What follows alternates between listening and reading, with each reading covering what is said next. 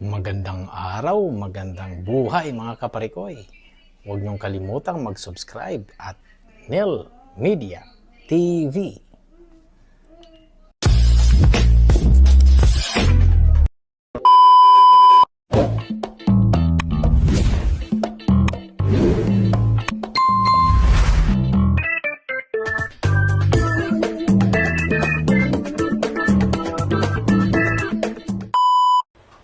Good morning, magandang umaga, magandang araw sa inyo mga kaparikoy. Ngayong araw na to ay gagawa tayo ng kalabasa or pumpkin. Ano pa bang tinatawag nila niyan? Kalabasa, pumpkin, or squash. Gamit na kalabasa pala. Na muffin, streusels. Okay? So, ginagawa natin ito at gagawin natin ang recipe na ito para sa ating mga chikiting na naman. Dahil napakahirap nilang pakainin ng kalabasa, so ang tanging paraan natin ay gagawa tayo ng pagkakataon na hindi sila makakatakas sa panlasa ng muffin. Di ba? So kapag makagawa tayo ng paraan para sa ating mga anak ay sadyang napakadali lang nating mabigyan sila ng tamang sustansya at mabitaminang pagkain. So ngayon, tunghayan natin at alamin natin kung paano ko gagawin ang muffin with squash, pumpkin, or whatever. Kung ano yung mga sinasabi nila na ganyan, ay isa lang yan. Squash, pumpkin, kalabasa, muffins, streusels. Di ba? Easy. Okay. So, sa ngayon, papakita ko sa inyo ang pinaka-main ingredients. So, habang ginagawa natin to, panoorin muna natin ang isang segment ng pagpapakulo ng tubig at ilalagay natin ang kalabasa. Ayan, kumukulo na. Ayan ang kalabasa natin. At kailangan, aabot siya ng 1 cup niyan. So, imamash natin ha. Huwag kayo mag-alala. Okay. Hello. Kaparikoy. So, siya nga pala. Ito yung mga ingredients natin.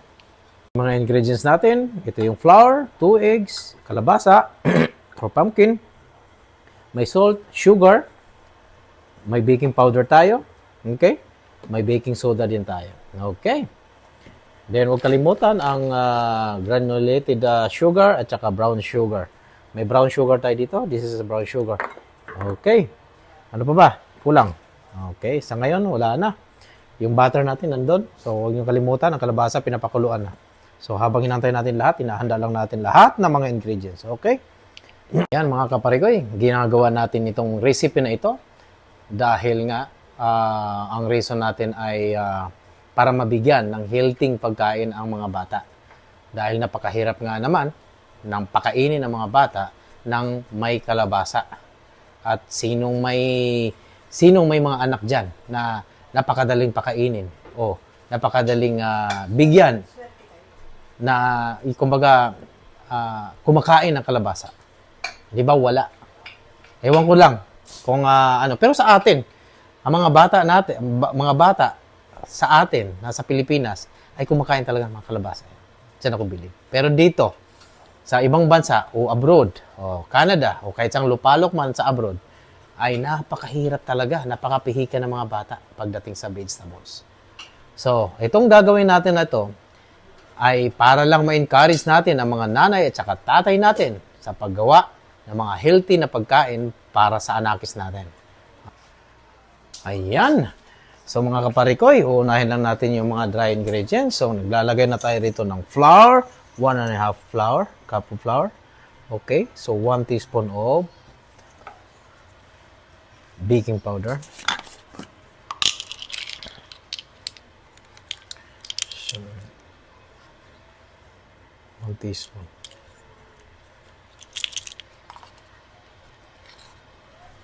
Okay, 1 teaspoon of baking soda.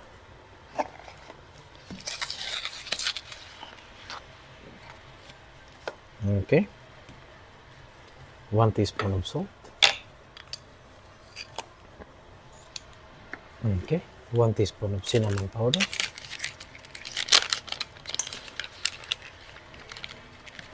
Okay. Ganun lang ka-easy mga kaparikoy. Kita nyo naman. At saka naman nating halo-haluin yan.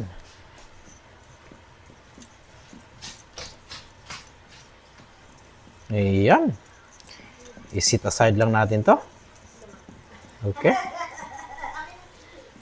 Para ihanda na natin yung pangalawang ingredients natin. Okay. Ayan. Luto na yung kalabasa natin. At ito na yung imamash natin ngayong araw na to. Imamash lang natin to. Yan. Imamash nyo lang yan. Ganun ganon. So,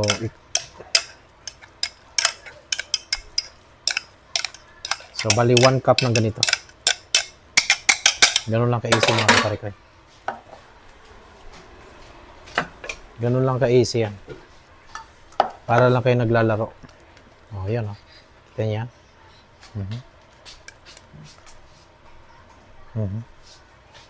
Sakto yan. 1 cup yan. Walang labis, walang kulang yan. O, oh, diba? Oh. Yan, 1 cup. Okay.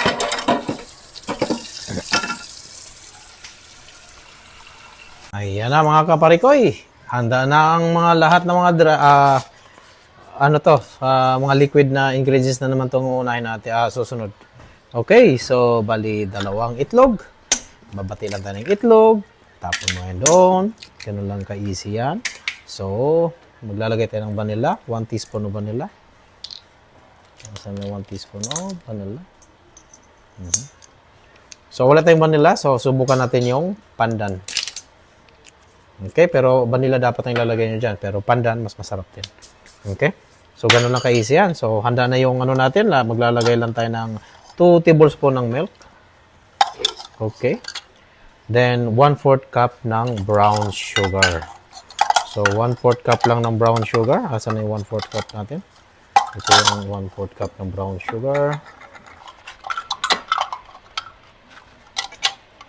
Okay. 1/4 cup ng brown sugar. Then, 1/2 cup ng granulated sugar. 1/2 cup naman ng puting sugar. Yung puting sugar natin. Puting sugar. Ayan. So, maglalagay lang tayo dito.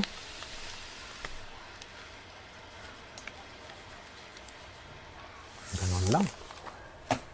Ayan. Okay.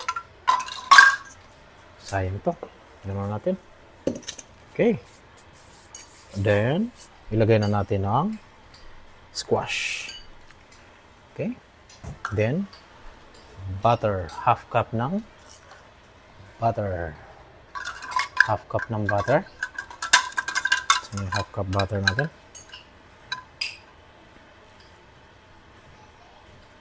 Ayan. Lagyan na natin ito lahat. Ayan. Yes. So, gano'n lang ka-easy. Easy lang yan, kaparikoy. Iyon. Ayan.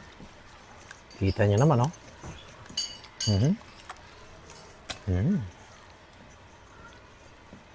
Naglagay na ba tayo ng cinnamon powder na ito? Ayan. Ayan. Okay. Ayan na. So, ito na yung ano natin, liquid ingredients natin. Then, pagsasamahin lang natin yung dry ingredients na ginawa natin kanina. Then, after nyan, ay ipipreheat na natin yung oven natin ng 375 degrees Fahrenheit. Then, cooking time, 18 to 25 minutes. Okay? So, ito na yung dry ingredients natin, mga kaparikoy. Igaganon-ganon mo lang yan. Easy lang yan. Okay? So, saka natin gagahaluin yan ng bahagya.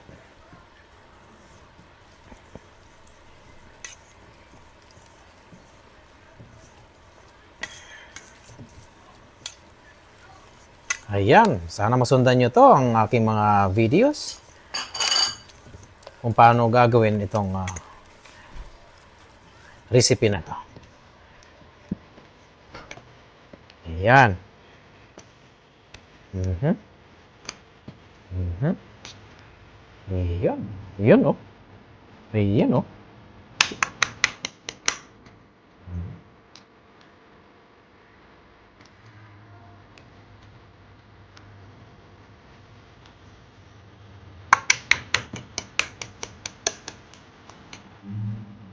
Okay.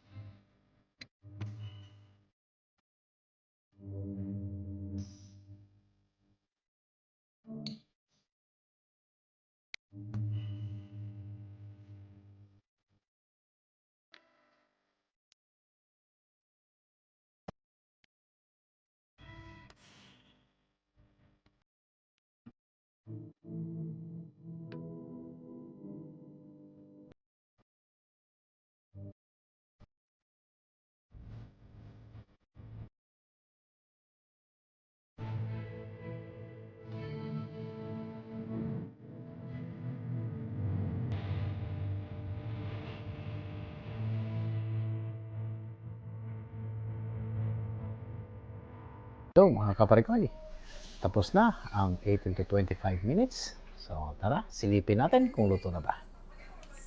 Ayan. Mukhang luto na nga siya. Ayan. Okay. Subukan natin. Try natin ng ito. Itutpit muna natin, mga kaparikoy. Oh, malinis. Malinis na malinis. Okay. Ayan.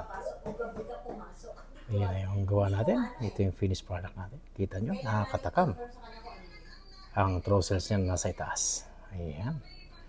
Matamis yan. Ayan ang gustong-gusto ng mga bata. Ayan. Subukan na natin, mga kaparikoy. Ayan. So, titingnan natin yung loob. Okay, wow. Wow. Ayan. Kita nyo? Napaka-fluffy niya. Ayan. Hindi mahalata na may kalabasa yan. Okay? Mga kaparikoy, tikman na natin ang ating gawa.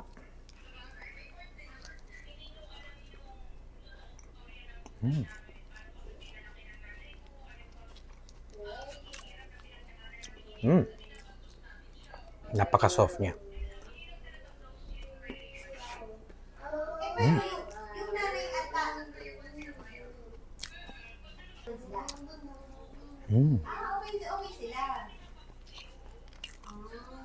Yan. Napakano niya.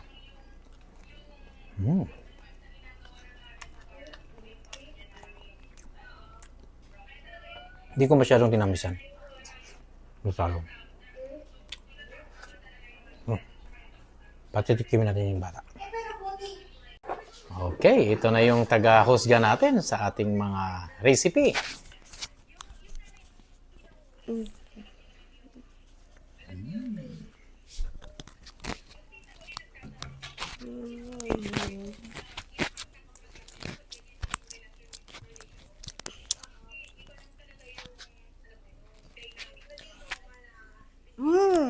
Ang sarap-sarap. So tasty and yummy. Delicious, huh? And delicious. Wow. Okay.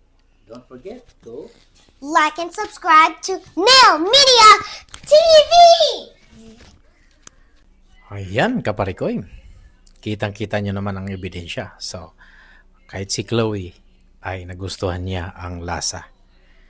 So, hindi niya alam na yan ay may kalabasa at made of squash. Totally pure na kalabasa siya. So, di ba? So, sa ganung pagkakataon, mga anak natin ay walang point na hindi natin magawa ng paraan na makakain sila ng mga vegetables. Okay? So, kahit sa akin, so sa sitwasyon ko, nakagawa ko, nakapag-create ako ng kakaiba kasi nga, alam natin na napakahirap nilang pakainin talaga. Napakahirap. Sobra. Kaya, subaybayan nyo at panoorin nyo tong video na to at recipe para sa ganun, mainggan nyo din kayong gumawa para sa mga chikiting nyo or mga kiddies nyo. Okay? See you then.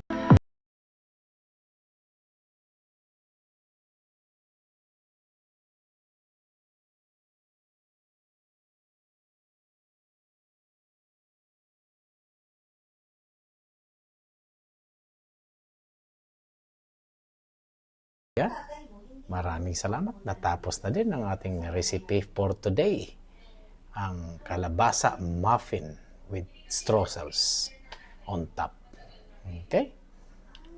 Maraming salamat sa pagsubaybay sa aking mga videos. At sana huwag niyong kalimutang i-share, i-likes, and hit the notification bell para lagi kayong updated sa aking mga videos. Kaya dito lang sa Buhay Canada!